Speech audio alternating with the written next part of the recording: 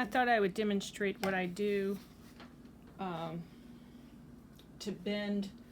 When you have PVC pipes available as far as joints, it's usually a 90-degree angle or a 45 and sometimes a 22 and a half. But when you can't access or have that, the next best thing you could do is actually heat that and bend it with a heat gun. So I need to do that with this part of the arm here, so I thought I'd show you how I do that. So excuse the noise. I do use high, and we get it hot. And basically you just use your strength to do this. But what I need to do is have this come more curving this way, and I want to do it at this joint since there's nothing I can buy that will do that. So let's rotate here a little bit. And basically you just start heating it enough, make sure you don't burn yourself, but you warm it up, and then you use your strength.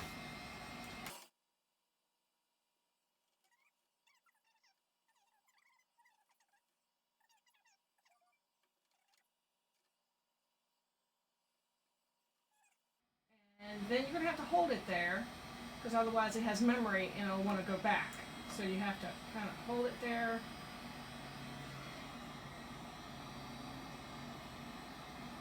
Careful with your fingers, of course. But that's pretty good right there of a curve that I wanted. Since I'll be covering this, it's okay that it's not, that it's pinching right there. Turn this off. And then you just let it cool completely. It's not, I mean, I can actually touch it, but it is hot. And it's still actually pliable, as you see. I can actually curve this a little bit more if I wanted to.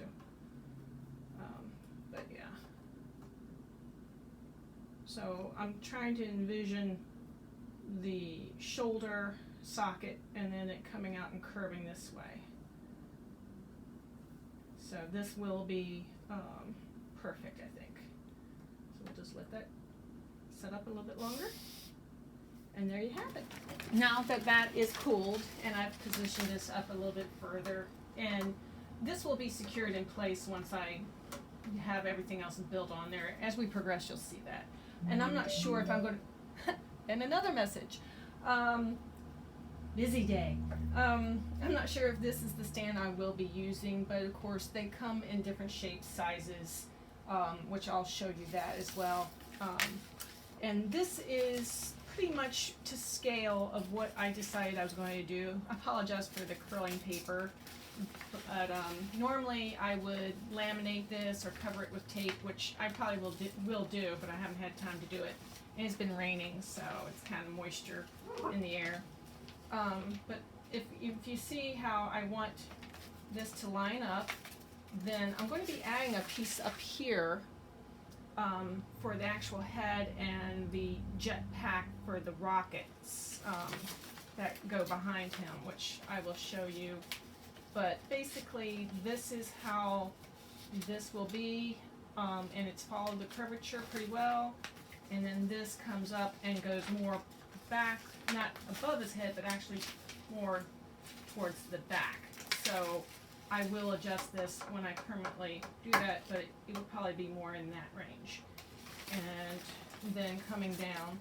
And then depending on how much cake that you need to serve, I was planning on either doing cake here and as the head, because it'll be coming and projecting out.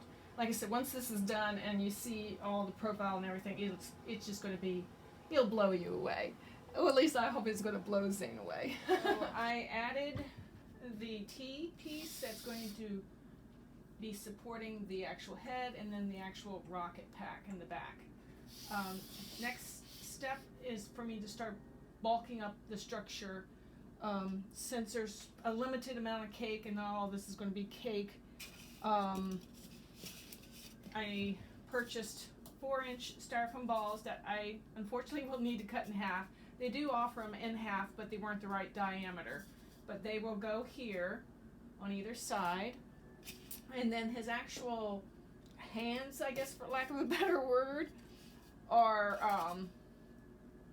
red, some kind of like claptrap something. I don't know how to say it. But I'll be cutting this square in half to be able to insert on either side. And then, of course, they will get covered in the appropriate color fondant, which is red. And here, these are going to be black balls here. Then the next part will be for me to start building up the black rocket part bottom, and then the sections, and then coming out with the armor. And I'm going to be using roughly almost 1/2 inch thick foam core to be able to stack, and that will be very strong and support when I do put the actual cake. And I'm probably going to cut here and insert a connector. That way then when it's come time to add the cake, I don't have to take all this apart. That all this will be sanitized, you know, by washing it and everything, and then covering it before, so that way everything stays sanitary and whatnot. I have cut the styrofoam balls in half and channeled out, and now I have them on here temporarily with just tape, just for representation. I cut the styrofoam square in half and channeled out so the arms will go on. Let me do this. Get the position.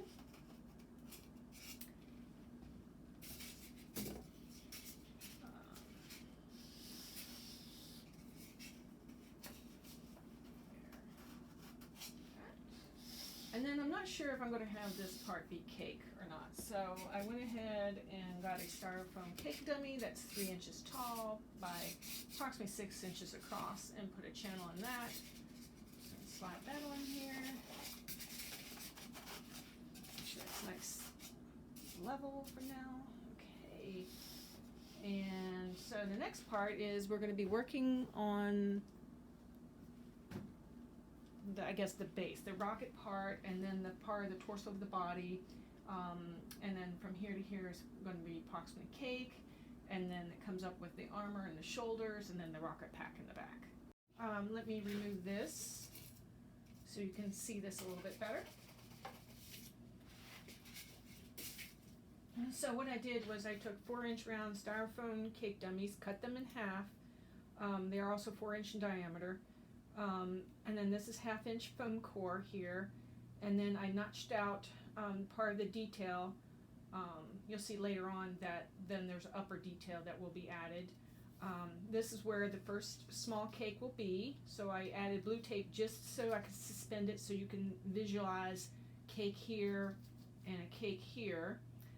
This took me quite a while to do. This was a 6-inch round by 4-inch tall cake dummy that I had to kind of get my bearings and mark and slowly take away to get the right angle. This will then be attached to it, and then come up and to get the connector crossbar to be in there, and this still be a solid piece. I did a channel underneath, so then I could literally just slide it up into position, and then that way I can attach the arms back. Now, speaking of the head, this is not a lot of cake. For far as servings wise, depending on proportions and things, this might be a total of 4, maybe 5 servings down here. And I had talked about possibly doing this as cake. In order to get and keep the right proper positioning, I would have to move this down in order for then the cake to sit level and be in the right, positioning for the head. And how to obtain that angle is I would take a 90-degree and connector, and I would put it there, and then I would put another one down here, and then put that extension out this way, and of course make it shorter. In doing that, I would then have a cake board that I would channel out like I've already done, where this connector would be like that, and then this would be here, and then it would be secured, and then the cake will get chiseled out a little bit over here, but then this all will then be cake. So that way they'll have enough servings.